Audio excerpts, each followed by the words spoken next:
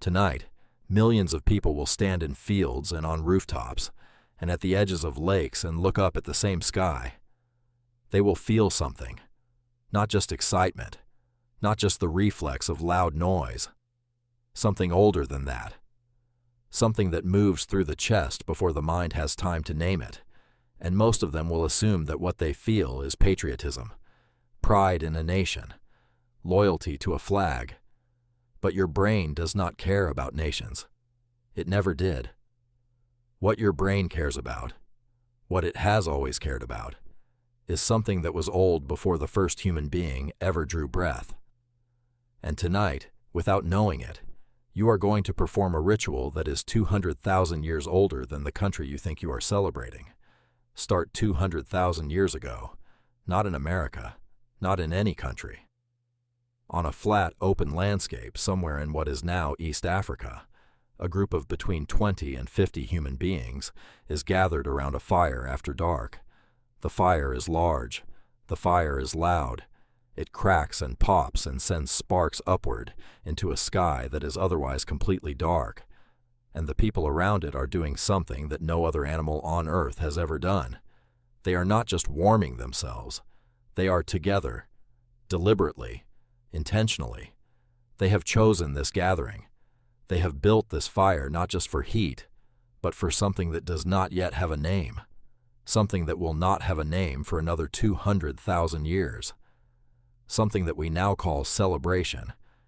Anthropologist Christopher Lynn at the University of Alabama has spent years studying the physiological effects of fire on the human body.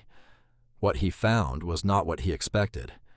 Sitting near a fire, watching its flames, listening to its sound, produces a measurable drop in blood pressure, a relaxation of the body's threat detection systems, a shift in brain state from vigilance to something closer to openness.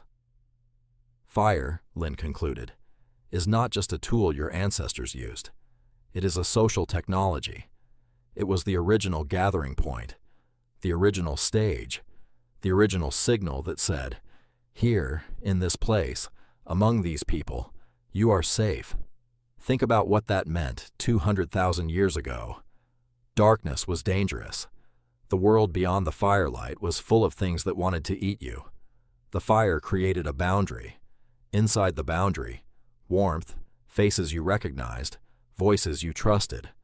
Outside the boundary, the unknown, the dark, the threat. And so the fire did something extraordinary. It turned a group of frightened primates into a community. It gave them a center. And in gathering around that center, something happened in their brains that changed the course of human history. Neuroscientist Robin Dunbar at Oxford, whose work on human social groups has reshaped how we understand the evolution of the human brain, has argued that the single most important technology in human history was not the wheel, not agriculture, not writing. It was fire. Specifically, fire after dark.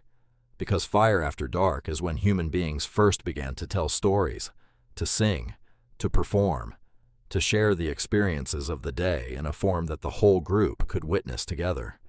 Fire after dark, Dunbar argued, is where human culture began.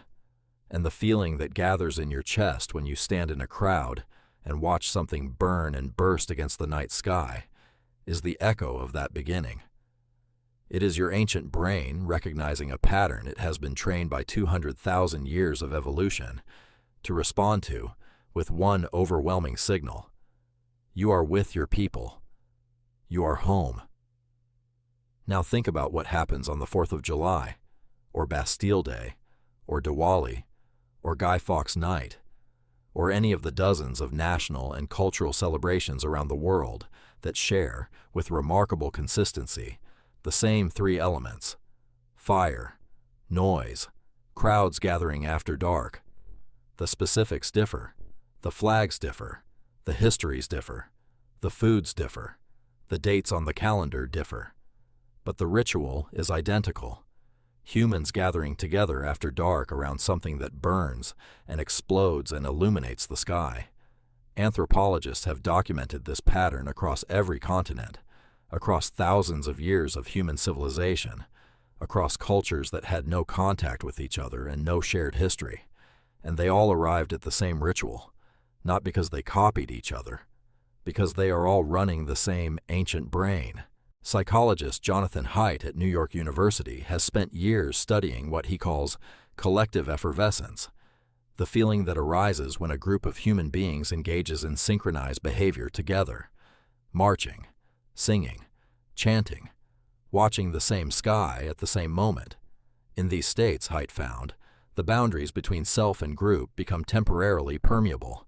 The individual brain begins to experience itself as part of something larger, the social monitoring system that runs constantly in the background of your daily life, calculating your status, managing your reputation, wondering how you appear, goes quiet.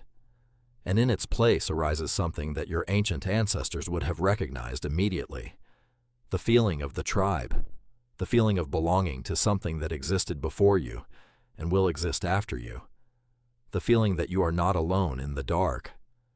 This is what the fireworks are doing to you, not the spectacle of them, not the beauty of them, though they are beautiful. The sound, the boom that you feel in your chest before you hear it with your ears.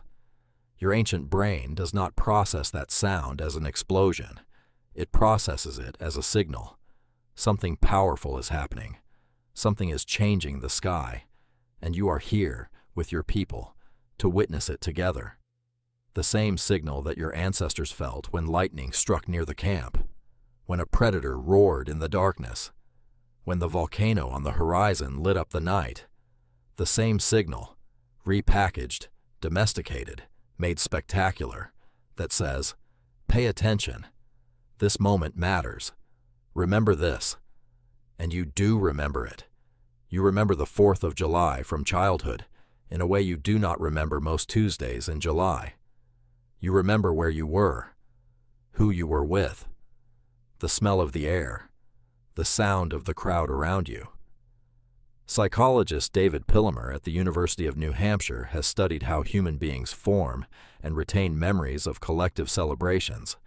His research found that memories formed during shared communal experiences involving crowds, fire, music, and synchronized emotion, are encoded more deeply and retrieved more vividly than almost any other category of memory. Your brain does not treat the 4th of July like a regular day. It treats it like a survival event. It archives it. It stores it in the same high-priority memory system that was designed to remember where the predators were and which plants were poisonous, and who in the group could be trusted when things went wrong. Because for 200,000 years, that is exactly what a gathering like this was: a survival event, a moment of collective reinforcement, the tribe coming together to confirm that it still existed, that it was still strong, that the fire still burned, that the dark had not won. You are not celebrating a revolution tonight. Not really. Not at the level your brain operates. Your brain does not know about 1776. It does not know about the Declaration of Independence, or the Continental Congress, or King George III. What your brain knows, what it has always known, what it was built to know, is fire in the dark, and voices around you, and the sound of something enormous happening in the sky. And in that knowledge, something ancient and precise and deeply human responds. Not with thought, not with analysis, with feeling. The feeling that has no name in modern language because it is older than language. The feeling of being gathered, of being witnessed, of being part of something that the darkness cannot touch. Tonight, when the first firework goes up and the crowd around you makes that sound, that collective exhale of wonder that every crowd makes at every fireworks display in every country, in every era of human history, listen to it. Not to the firework, to the crowd, because that sound is 200,000 years old. And somewhere in your chest, in the part of you that exists beneath every layer of modern life, you already know exactly what it means. Independence Day is not American. It never was. It is what happens when human beings do what human beings have always done: gather in the dark, build a fire, look up at the sky together, and feel, for one brief and ancient moment, that they are not alone.